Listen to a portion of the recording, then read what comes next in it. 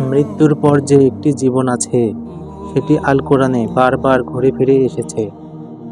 কোরআনে প্রায় প্রতিটি পৃষ্ঠায় সুমহান আল্লাহ এর কথা বলেছেন।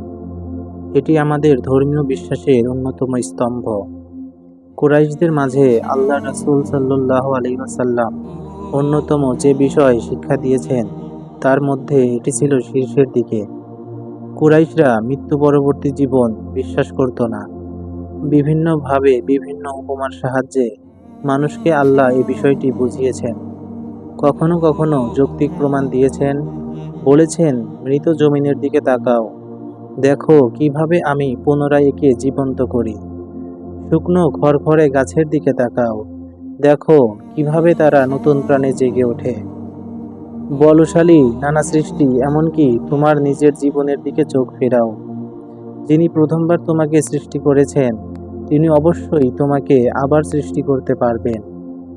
কখনো তিনি নৈতিক প্রমাণ দিয়েছেন।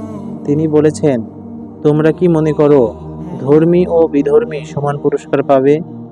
সৎ ও অসৎ ব্যক্তি সমান প্রতিদান পাবে? পৃথিবীতে কত অত্যাচারী, কত অপরাধী সাধখন করেও পার পেয়ে যায়।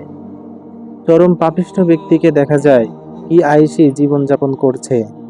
তারা সাধারণ নিরাপদ মানুষদেরকে নির্যাতন করছে, মেরে ফেলছে। মৃত্যুর পর যদি কোনো জীবন না থাকে, জান্নাত জাহান্নাম না থাকে, তাহলে ওসব নির্যাতিত, নিপীড়িত মানুষগুলোর সাথে যে বড় অবিচার হয়ে যাবে।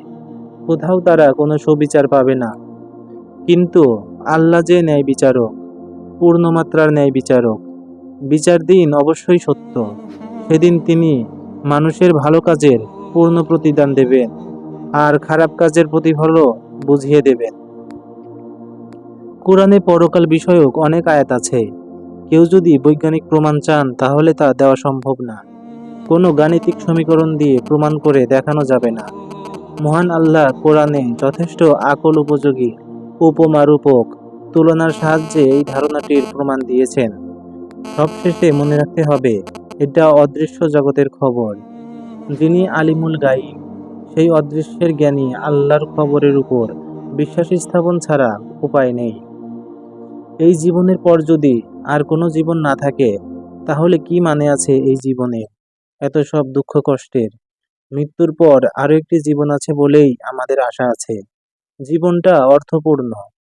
তাওহীদ, দ্বীনের বাণী, আল্লাহ ও রাসূলকে বিশ্বাস করার মতো পরকালে বিশ্বাস ইসলামের অন্যতম স্তম্ভ।